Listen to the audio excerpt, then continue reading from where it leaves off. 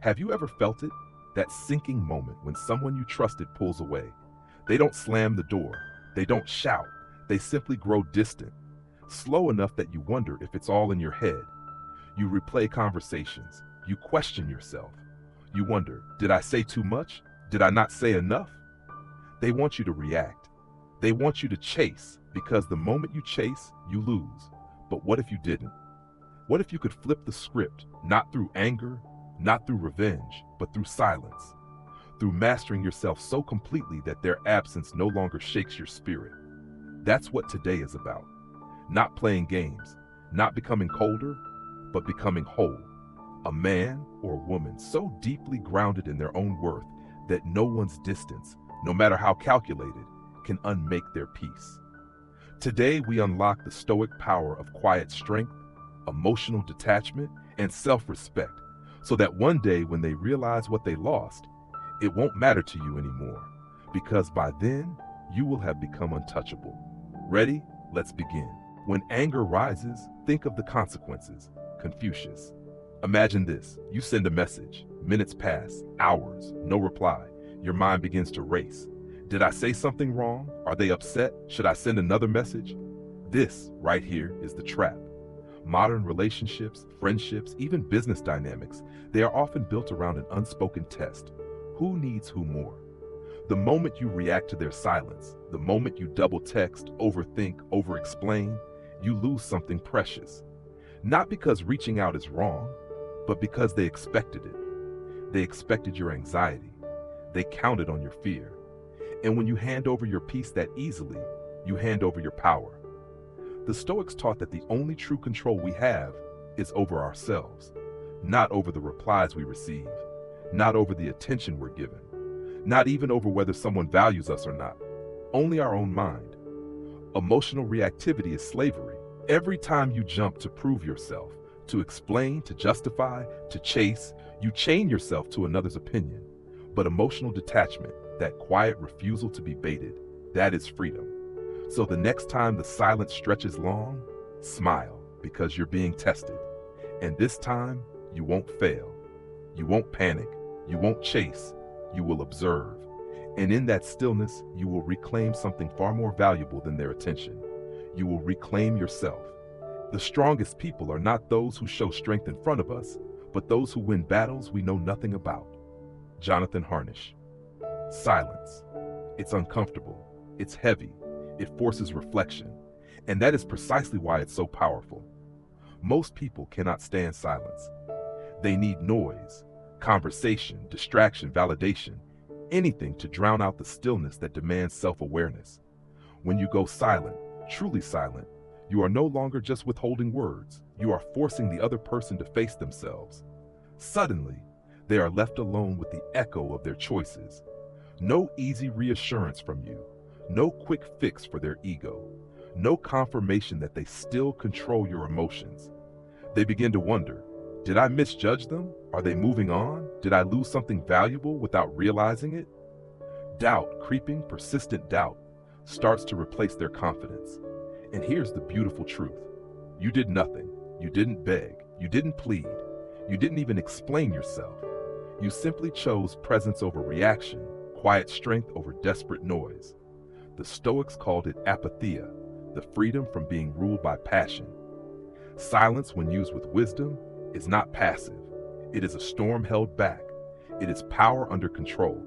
And nothing unsettles those who once thought they had power over you, more than realizing they can no longer move you. You are no longer chasing. You are no longer proving. You are simply existing, unbothered, undisturbed, untouchable. And in that stillness, something shifts, not just in them, but in you. Because silence isn't just how you break their control, it's how you build your own. To be calm is the highest achievement of the self. Zen proverb. Imagine standing in the middle of a storm. Winds howl, debris flies past, everyone around you scrambles for shelter. But you stand still, calm, unshaken. That's what emotional detachment feels like. It's not coldness, it's not indifference, it's clarity.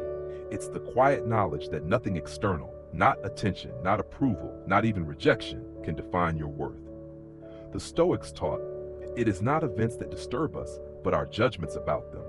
When someone pulls away, tests you, tries to provoke a reaction, that is their action. Your reaction, your judgment is your choice. And the man or woman who masters that choice masters everything. Because while others exhaust themselves chasing fleeting validation, you conserve your energy. You don't beg, you don't overthink, you don't lower yourself to meet their games. You rise above. Detachment is not about not feeling. It's about feeling everything: rejection, disappointment, confusion, and choosing to act with wisdom, not impulse. It's the difference between reacting from fear and responding from strength. In your silence, you are sending a message louder than any words. I am whole without you. I do not need you to complete me. I choose peace over chaos. And whether they realize it immediately or not, that energy, that quiet, unshakable presence will haunt them far longer than any desperate plea ever could. Because true value is never loud. True value never chases. True value simply is and commands respect without asking. We suffer more often in imagination than in reality. Seneca. At first, they don't notice. They think you're still waiting, still hoping, still lingering in the background, ready to answer their call. But days pass, weeks, and something unsettling begins to stir inside them. They check their phone, nothing. They post stories, you don't react. They send little accidental messages, you stay silent. The certainty they once had that you were theirs whenever they wanted starts to crack. What if they've moved on? What if I misjudged them? What if I lost something rare, something real? The questions grow louder, the doubt cuts deeper, because now it's them sitting with uncertainty. It's them feeling the silence. It's them analyzing every memory, wondering when it slipped away. You see, people don't truly miss you when you're still accessible. They miss you when you're gone. When your energy, your presence, your quiet attention, all the little things they took for granted are no longer there to comfort them. And if you have mastered your emotions, if you have truly detached, by the time they realize your value, it will be too late. You will not be bitter, you will not gloat, you will simply have moved on, deeper into your own purpose, your own growth, your own peace. Because the greatest revenge is not anger, it's indifference. The most powerful message is not a perfectly worded goodbye. It's the life you build when they are no longer your focus. The truth is simple. They didn't lose you when they walked away. They lost you when they thought you would wait forever. And you became the living proof that real value never chases validation. It simply shines until those who once overlooked it realize they can no longer reach it. Self-respect is the fruit of discipline. The sense of dignity grows with the ability to say no to oneself. Abraham Joshua Heschel. There comes a moment, a quiet, powerful moment, when you realize you no longer crave what once consumed you. You don't need them to text. You don't need them to notice. You don't even need them to regret. Because the validation you once sought from others now radiates from within. You have mastered the one thing most people never do: yourself. You see, true Stoic detachment is not about becoming cold. It's about becoming invincible.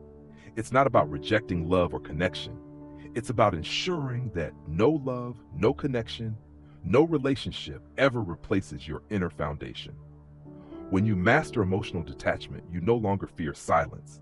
You no longer fear distance. You no longer fear being misunderstood, ignored, or left behind. Because your value is no longer up for negotiation.